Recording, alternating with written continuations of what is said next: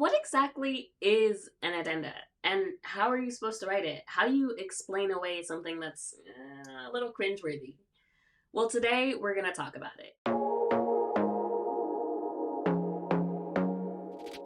And for those of you who don't know, my name is Sydney Montgomery. I am the founder and executive director here at Barrier Breakers, where we specialize in working with first generation, minority, and immigrant applicants to law school. If you are a person that has to write an addendum, and whether that's for maybe a lower GPA or a failed grade, or maybe you withdrew a semester, maybe it's for maybe a disciplinary action, maybe you have a character and fitness issue, maybe you're writing an addendum for your LSAT score, it's okay.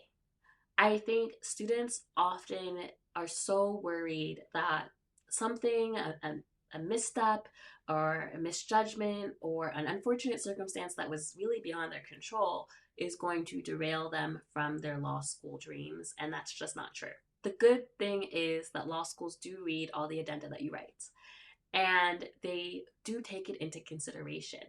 I know that sometimes it can be very tempting to think, well, they're not really going to read it, or yeah, they'll read it, but they're not really going to care. All they're going to see is that my GPA is less than a 3.0, or all they're going to see is that I've taken the LSAT 4 times and my highest score was a 152. And they're not going to care about anything else that I have written, or they're just going to see that I was suspended or that I was dismissed from this program or dismissed from a law school and now I'm reapplying, right? Like sometimes it can be so easy for us just to say no to ourselves and say, well, I might as well not even try, right? Because what am I going to do with this? I've ruined my chances. That's it. I can't be a lawyer. I can't go to law school. And sometimes we do this even with like, oh, I didn't mean to get that speeding ticket, or, I was caught drinking underage, or I was caught shoplifting and now I have something on my record. I won't be able to go to law school. The good news is that for all of those things that I just listed, you still can go to law school, right? And a lot of it is contextual and it depends on the circumstances, and it also depends on how you explain it. And so today we're going to talk about setting the tone for your law school addendum.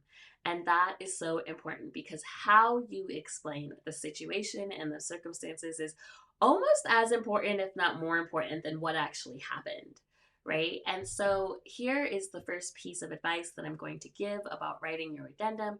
You want it to be explanatory and not excusatory. Listen, things happen. We are humans. We are not perfect.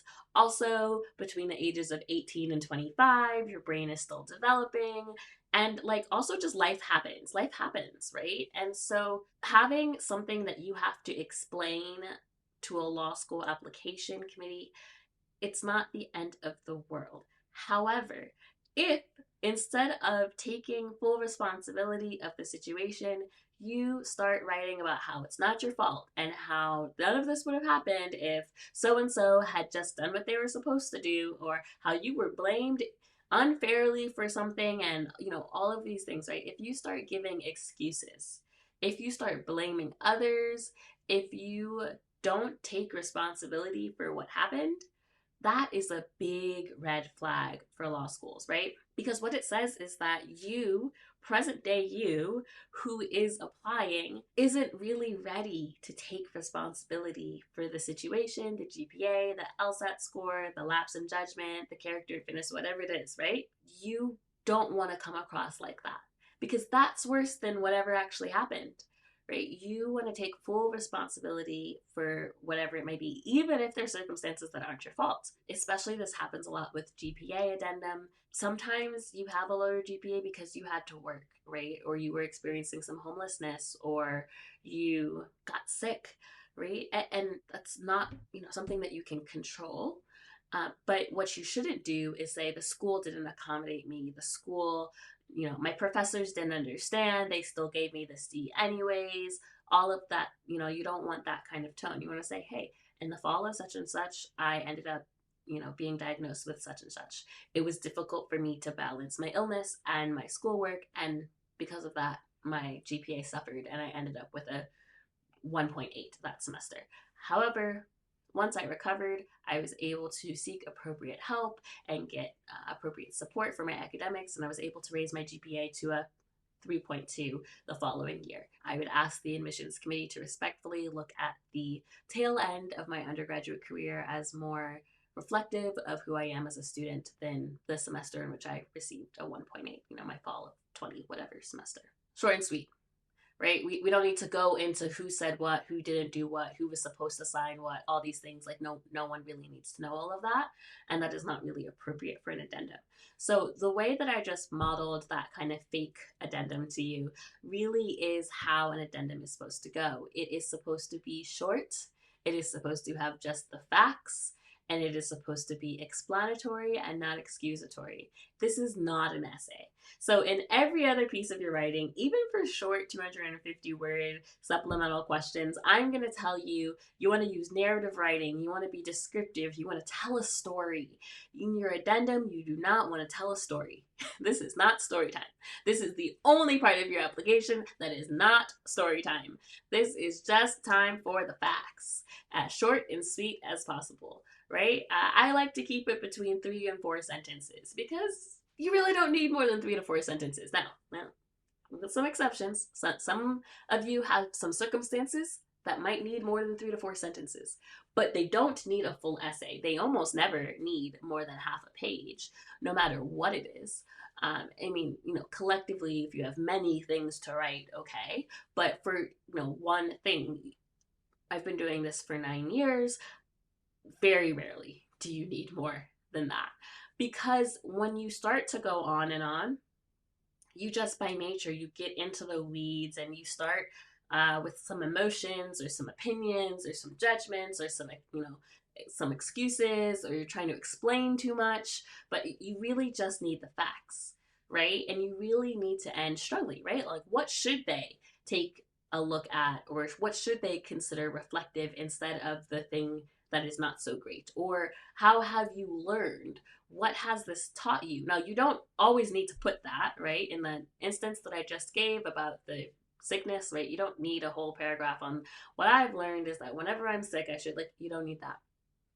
You really don't. But maybe if you're explaining shoplifting, and maybe if it was recent, you might want a little thing about just, what has taught you and why you're not going to do that in the future. But most of the time, you don't need that either, right? You really just need the facts, and you want to end on a strength or a positive, something for them to really consider and think about. And this is especially important for incidents that are a little bit more sensitive in nature. So sometimes that might be you had some interruption in school, or you had to withdraw because of a sexual or domestic assault situation. And those can be really difficult to talk about. But I assure you, you also don't need to say any more than that. There was a sexual assault situation that caused me to withdraw this semester. You don't need to disclose any more than that if you don't want to. And even if you want to, you don't really need to go into it. This is one of those places where less might be more. The addenda is really, again, we're trying to get them to understand a specific thing. Why are your grades lower this semester than another semester? Maybe this incident happened right before you were going to take the LSAT exam, and that LSAT score you had to cancel, or it is just way lower than the rest of them. Maybe you had an undiagnosed learning difference that is now diagnosed and treated, right? So whatever it is, it's really to fill in the gap. Your addenda is to fill in the gap of something where they might have questions. So how do you know if you need to write an addendum? Well, first off, you're going to read the instructions. So especially for character and fitness situations, read the instructions carefully, and if the instructions make it pretty clear that you need to write a character and fitness explanation for some incidents, misdemeanor, or what have you, disciplinary action, then you will write one. But for other things, I want you to think about, is there a question mark in my application? If I were reading this application and I didn't know me, would I be wondering what happened there? And if that is the question, then yes, you need to fill in that hole with an addendum. Now, sometimes people might come to me and they might be like, Sydney, I have straight A's, but I got a B one semester. Do I need to write an addendum for this B? No, you do not. Because no one's really questioning that, right? Like you have all A's and you gotta be, I'm like, yeah, she gotta be in that class, right? I'm not sitting here wondering about it. I'm just like, it was a hard class. She gotta be. I'm not like, wow, what happened to make her lose her perfect 4.0? That is just not a thought that's going through my head. Now, if you are a straight A student and you have a D, now I have questions. Now I'm like, oh, what happened there? Right? Like, and now that I have questions, you don't want me to fill in my own answers, because when people fill in their own answers, oftentimes they fill it in wrong.